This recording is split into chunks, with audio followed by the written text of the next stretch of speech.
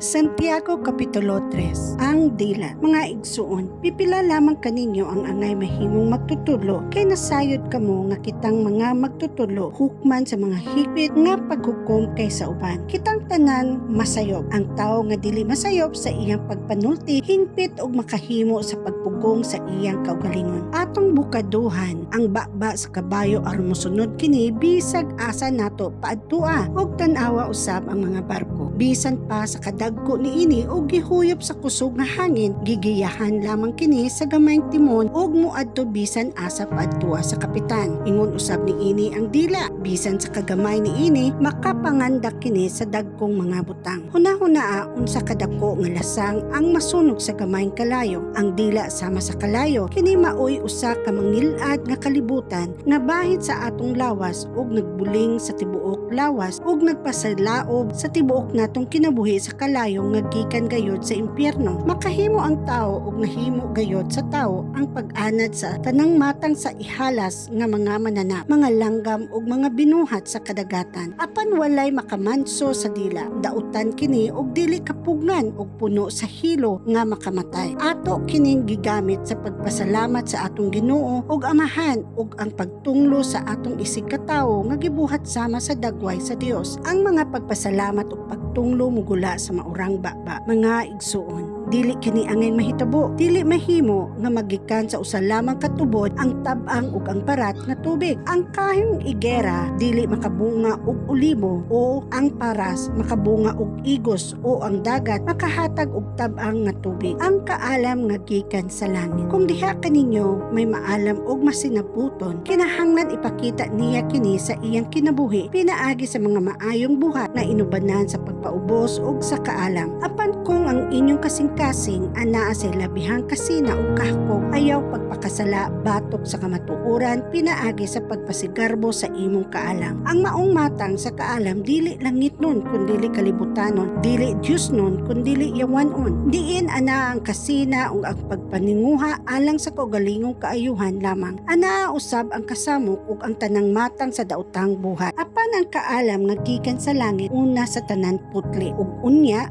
makigdaiton, maagho, mahigalaon, maluluyon, maayog binuhatan, dili usab kini pilian ug dili tigpakaaron ingnon. Ang pagpakamatarong mao ang bunga sa binhi nga gipugas sa mga makigdaiton diha sa kalinaw.